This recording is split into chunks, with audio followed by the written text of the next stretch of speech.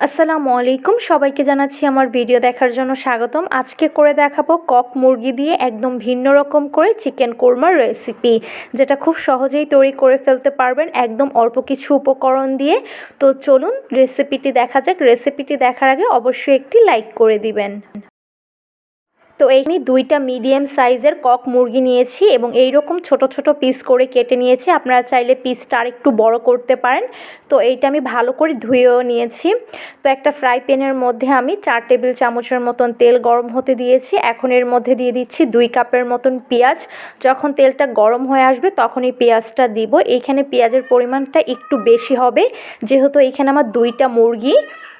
তো পেঁয়াজটা আমি হালকা করে ভেজে নেব, বেশি ভাজতে হবে না। তো এইখানে দিয়ে দিচ্ছি 1 টেবিল চামচের মতন লবণ, এতে করে পেঁয়াজটা নরম হবে। তো পেঁয়াজটা আমি একটু ভেজে নেব এখন। তো পেঁয়াজটা আমার ভাজা হয়ে গেছে। এখন এর মধ্যে আমি সামান্য একটু পানি দিয়ে দিচ্ছি। এখন এর মধ্যে দিয়ে দিব বড় চামচের 5 টেবিল চামচের মতন আদা এবং রসুন বাটা।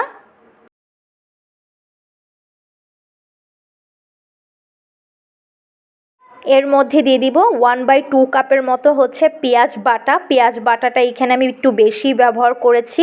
আর দিয়ে দিচ্ছি 1 টেবিল চামচের মতন হচ্ছে ধনিয়ার গুঁড়া। ধনিয়ার গুঁড়াটা আমি পরে আবারও অ্যাড করব।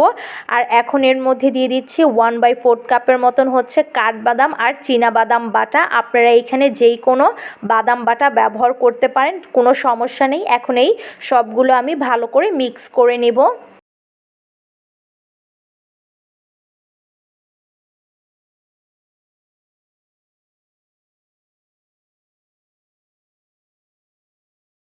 দিয়ে দিচ্ছি 2 টেবিল চামচের মতন কাঁচা জিরা গুঁড়া। আর দিয়ে দিব 1 টেবিল চামচের মতন হচ্ছে ধনিয়ার গুঁড়া। আমি এইখানে মোট 2 টেবিল চামচের মতন ধনিয়ার গুঁড়া ব্যবহার করেছি।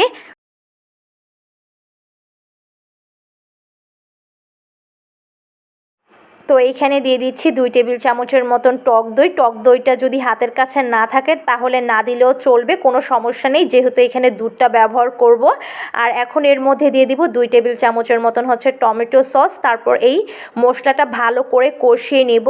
তো এইখানে আমার মশলাটা একদম ভালো করে কষানো হয়ে গেছে। এখন এর মধ্যে আমি মুরগিটা দিয়ে দিব।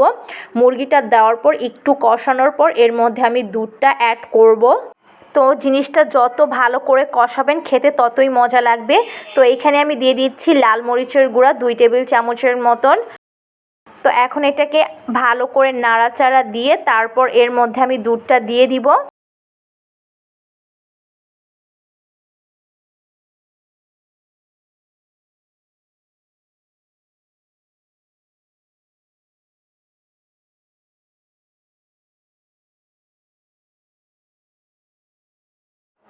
তো এইখানে দিয়ে দিচ্ছি 1 কাপ পরিমাণ দুধ। যখন এটা একটু শুকিয়ে আসবে দুধটা, তখনই এর মধ্যে 1 কাপ পরিমাণ পানি অ্যাড করতে হবে। তো এইটা আমি আরেকটু হালকা কষিয়ে নিব, তারপরে আমি পানিটা অ্যাড করব।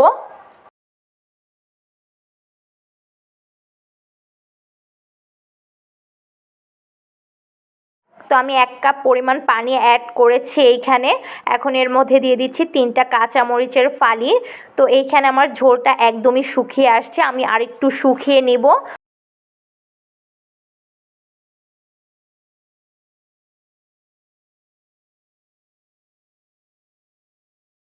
তো এইখানে আমার রান্নাটা একদমই কমপ্লিট। আমি একদম বেশি ঝোল রাখিনি, একদম মাখা মাখা রেখেছি। এতটুকুই ঝোল প্রয়োজন এইখানে। তো আপনারা অবশ্যই এভাবে রান্না করে দেখবেন, খুবই ভালো লাগবে। আর এই রেসিপিটা ভালো লেগে থাকলে অবশ্যই এই ভিডিওতে একটি লাইক করে দিবেন।